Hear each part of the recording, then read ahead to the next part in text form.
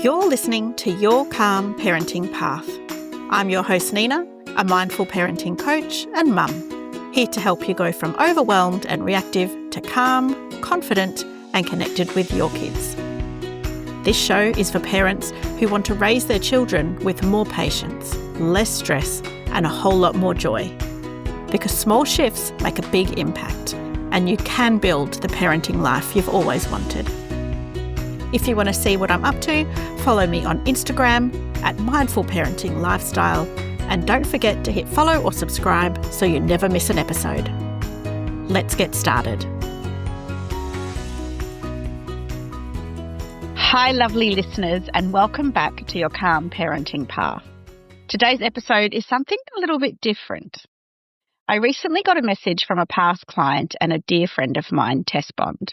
She had listened to episode 8, the one where we explored how to set clear and kind boundaries with our kids, especially in those tough moments when emotions are high and behaviour gets tricky. In that episode, I talked about things like hitting, drawing on walls or throwing Lego, and how we can stay calm while holding the line. Tess reached out with a brilliant question. How do I use those same tools when the boundary being crossed isn't physical, but emotional?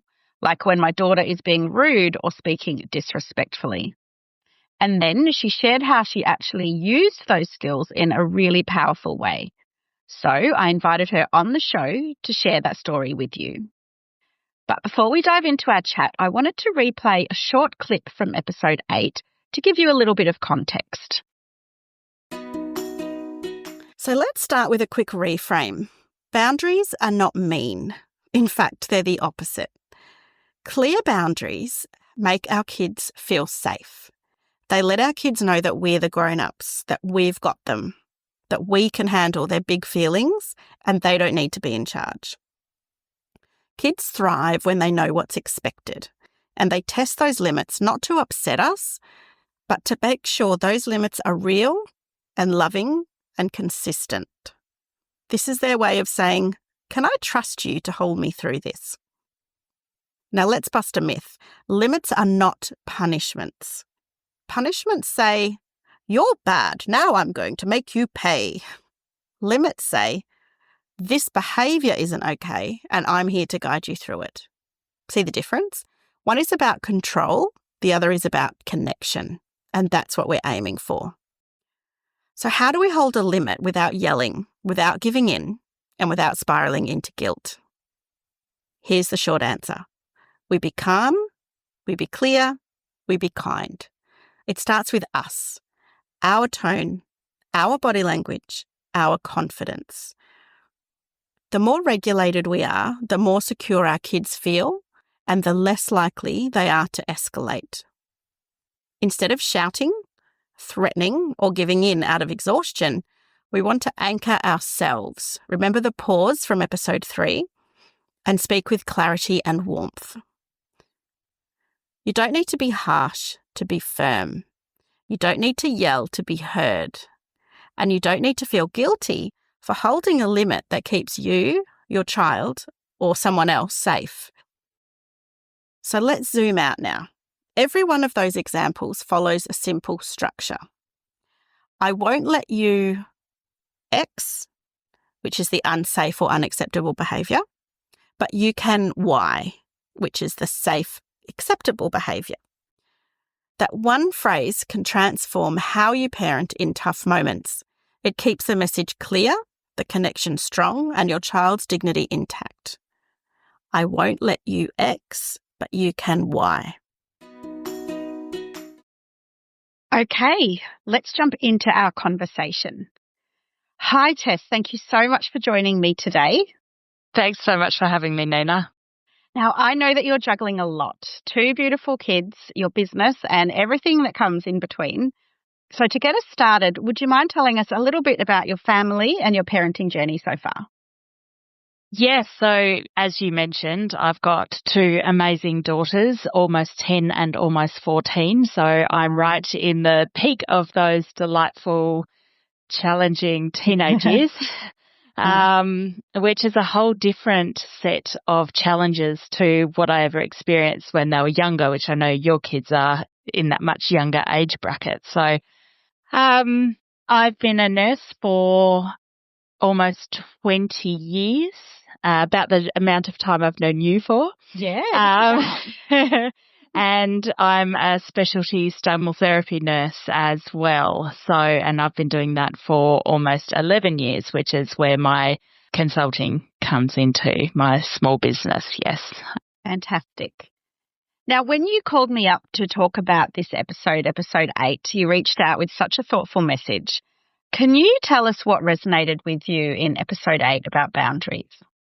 Absolutely. I mean, boundaries, especially in the teenage years, are just so absolutely important to set because, as you very clearly said, it makes the children feel safe and they need to know that those limits are in place so we can mold them to grow into ethical, loving, well-rounded humans.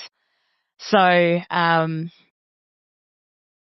a lot of the examples that you gave were very physical things that I experienced as the mother of younger children. The drawing on the walls, oh my gosh, the day they stopped finally drawing on the walls was like amazing. And, my kids have never particularly been hitters, so that's always been, a very delightful thing not to have to deal with. And so I could look at those examples you were giving, but in a historical sense, and I'm like, how does this translate to what I'm experiencing now, where a lot more of the challenges are the emotional boundary setting and sort of appropriate behaviour boundary setting. So you mentioned that you had a moment with your daughter when she was speaking rudely to you. Can you walk us through what happened and how you were feeling in that moment? It's one of those things, isn't it? I remember the moment, but I can't even remember what it was about. So I can't even comment on the lead up because it was one of those ridiculous little things, right? Where little Miss, almost 10, had done something. I said, coached through. It might have been something that involved her telling a very, very small, easily catch-outable lie. One of those. And so it's something we've been working on about getting her to pause and reflect and to reconsider her answer. And in this particular moment, as she has a bit of a tendency to do, she doubled down, triple down, and the rest of the downs, and ended up screaming at me, screaming in my face, which is very challenging and certainly something I've been working really hard on my response to that type of behaviour because, as we all know, which is why we're here, screaming back doesn't help or solve anything. It just makes you feel bad. The kid feels worse. Yeah. The whole house becomes this tension-filled cesspit of anxiety and screaming. Yes. Right? And it doesn't help anyone. Does not help at all. I've been with this journey on you from the start, and learning some of these techniques and trying to put them into practice, and not always perfectly, and that's okay too.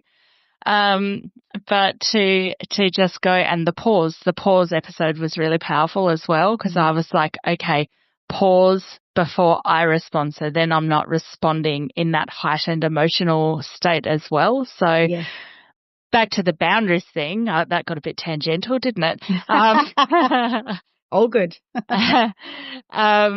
It was very much, I just went, okay, and I'd literally listened to the episode that day or maybe the day before, so it was really fresh in my mind, and I'm like, I'm going to try it. So I just said, I'm not going to let you speak to me like this. This is not a respectful way to communicate.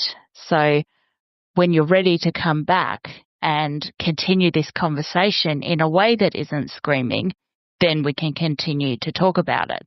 And she sort of paused and looked at me like I'd grown an extra head, which I am Tasmanian, so it's possible, right?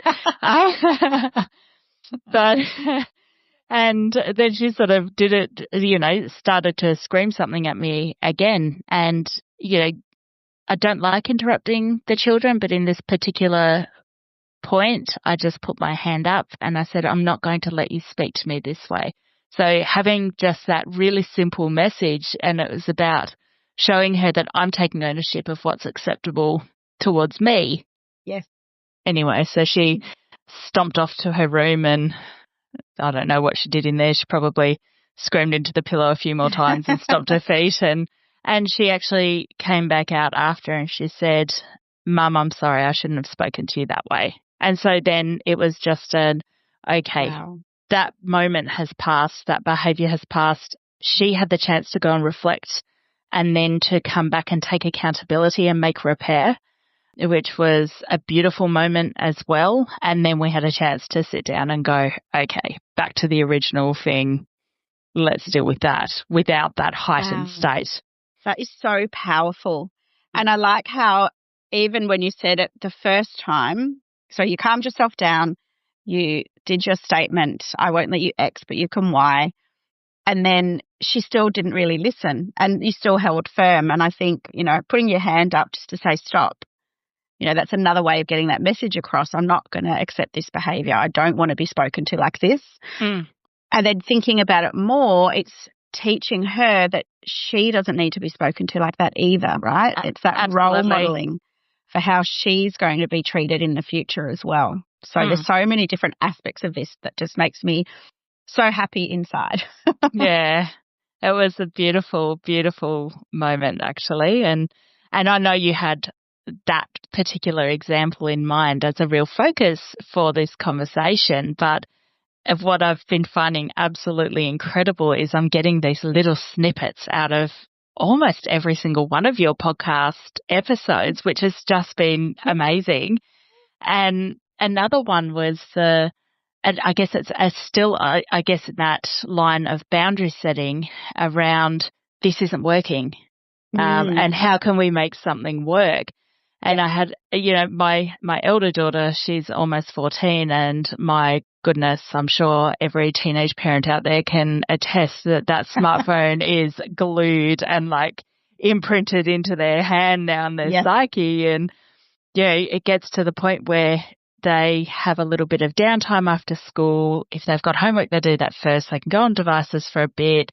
And then at usually about 20 to 5, because we eat at 6, I'll call them and I'll say, devices away, 5-minute tidy up, start getting ready for dinner. So what's been happening though is the 5-minute tidy up happens, and then Miss 14 goes straight back onto her phone and often downstairs. So then at 6 o'clock when I'm expecting, because that was my instruction, that everyone's present and ready and to go for dinner, she's off down in her room talking to her friends, and I'm scrambling and calling out, and and I sat down and at the dinner table and I said, this is not working for our family. The impact of this is that I'm flustered and stressed and I bring that to the table, and then there's that aura of tension in the house that impacts on the evening and the evening process. So,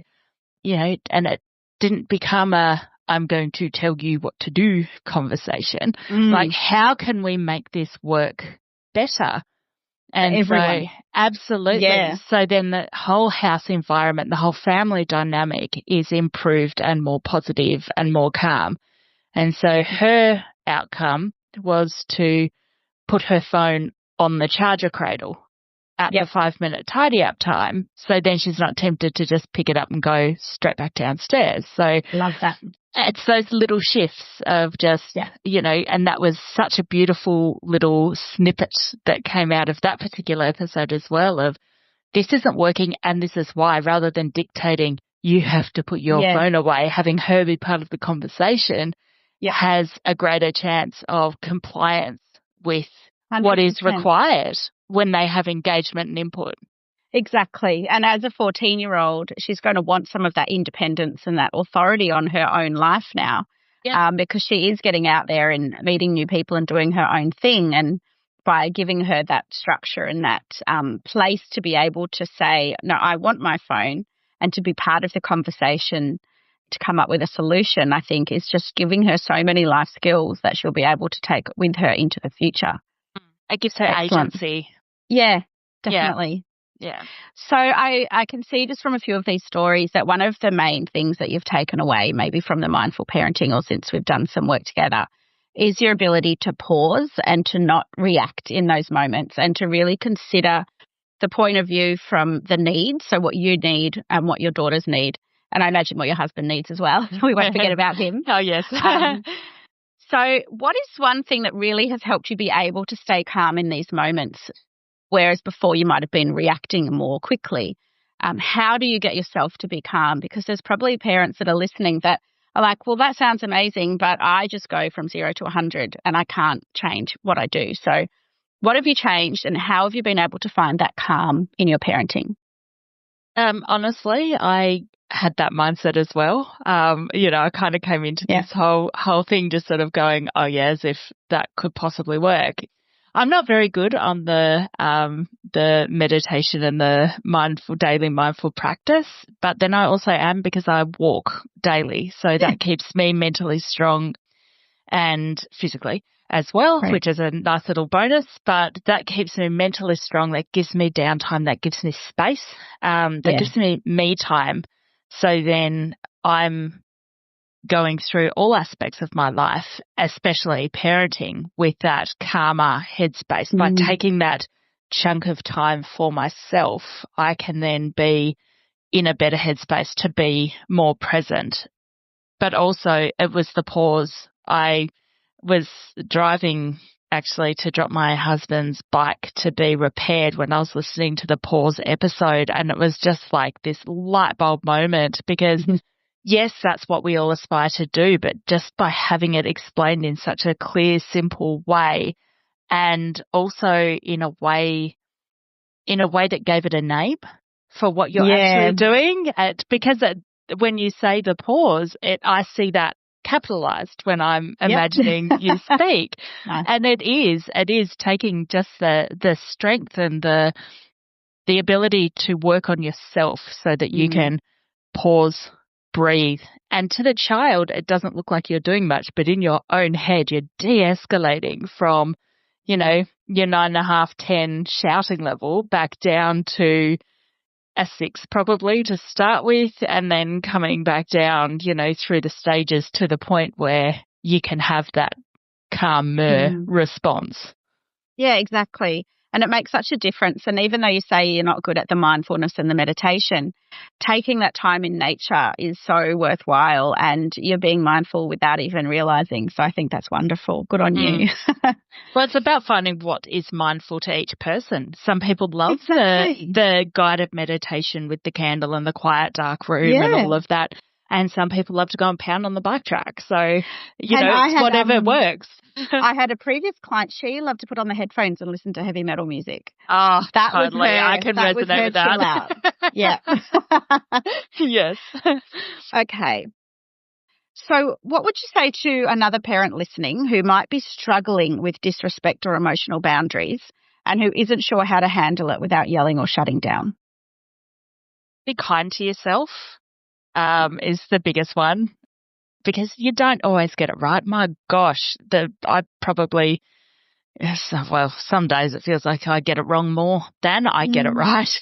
But every little moment you do get it right and you do respond in a calm, simple, kind way, just gives you that confidence that it is possible, that you can keep doing it, and that it's worth persisting with. Because the conversations are better, the outcomes are more positive and loving, and the more that I've been able to react in a calm, kind way, the more I'm noticing that the kids are coming to me with a concern before it becomes a really big issue. So I think that's the thing, is just be kind to yourself and just keep practicing. Because we're not perfect humans. No one is a perfect human, and we're going to make mistakes. Yeah. The sooner that we can just embrace it, imperfect parenting, let go of that guilt about perhaps saying something that we didn't mean to say or reacting a way we didn't mean to say, and just responding to ourselves with kindness and calmness in those situations, I think is so important. So that's a really great message. Thank you, Tess. Well, it is, isn't it? You can't respond with calm and kindness to other people if you haven't done that to yourself first. Exactly. exactly. Another question I wanted to ask was, since you started doing this more mindful parenting, have you noticed any shifts in your children in the way that they respond to these stressful situations or challenges? I think that's still very much a work in progress, Yeah. as it is for all of us. As you say, none of us are perfect. So, I think that when I hold calm and set those calm, clear boundaries around emotional behavior as well, it's not something that can be argued against. And Yeah. we all know that especially a teenage girl, loves a good argue. So if you give them something that can't be disputed and can't be argued against, then it de-escalates them as well. Giving them the option to go have their space. Absolutely. Yeah. Take your moment, come back. We'll deal with this when everyone's in a more stable headspace. Yeah. Yeah. Very nice. Yeah, that makes perfect sense. Okay, so finally, and I ask all my guests this question, what's one small shift that can make a big impact in your parenting? I'm going to feel like a broken record, but be kind to yourself. Be kind and keep practicing. And if that's all that anyone takes out of listening to this today is just be kind to yourself and keep practicing. Can I just push you a little bit further, Tess, and ask you, how does one be kind to themselves? Treat yourself the way you would someone that you didn't know very well. Because we're really nice to strangers and acquaintances, but we're not always very nice to ourselves. It's your inner dialogue, isn't it? It is. It's how we talk to other people, and we're very kind to strangers and very kind to people we don't know well. So turning that inwards into how you talk to yourself. Beautiful. Well, look, thank you, Tess. That brings us to the end of our chat today. Thank you so much for sharing your story and wisdom with us. And if you're listening and you got something out of Tess's conversation, I'd love you to let me know what stood out for you today. Thank you so much for having me, Nina. It's been an absolute pleasure, and you keep doing the amazing job you're doing, and I'll keep listening and getting my snippets. Thank you, Tess. So let's pause for a moment and zoom out, because what Tess shared so beautifully is that this structure, I won't let you X, but you can Y, still works even when the behaviour isn't physical.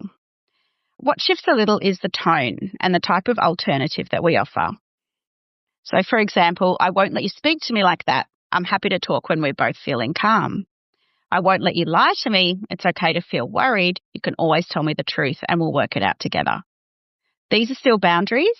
They're still firm, but they're relational. They keep the door open for connection, understanding, and emotional safety. And Tess showed this so well in the example that she shared. And often behind these moments of rudeness or dishonesty, there's a deeper need to be heard, to feel safe, to test the boundary and see if you're still there, still steady. So we don't just correct the behaviour, we get curious about what's underneath. Boundaries are never about control, they're about creating safety so that our children can feel safe enough to grow, explore and learn from their mistakes. I love that conversation with Tess because it shows how the tools we use for physical safety can also guide us when the hurt is emotional. Rudeness, disrespect, lying, they still need a boundary, but the way we hold that boundary matters. So here's your take-home challenge this week, and I have 2 for you. Next time your child speaks rudely or crosses an emotional line, try the same format. I won't let you speak to me that way, but I'm happy to talk when we're both calm. Or, I won't let you lie to me. It's okay to feel nervous, but I'd rather hear the truth so we can work through it together. Set the boundary clearly, calmly, kindly. And this is where the real connection and learning happens. And your second take-home action this week is to remember to be kind to yourself, like Tess said. Check in on your inner dialogue and how you're speaking to yourself, so that if you have done something which maybe you didn't quite like or maybe you weren't proud of, you can forgive yourself and move on. As always, you're doing such important work. Thank you for showing up for your kids and for yourself. Talk to you next week. Thanks for listening to Your Calm Parenting Path. I am so glad you're here. And I hope this episode gave you something useful to take into your parenting journey. If you'd like to dive deeper, sign up to my mailing list at mindfulparentinglifestyle.com.au for more tips and insights, or book a free chat to learn how we can work together. And don't forget to hit follow or subscribe so you never miss an episode.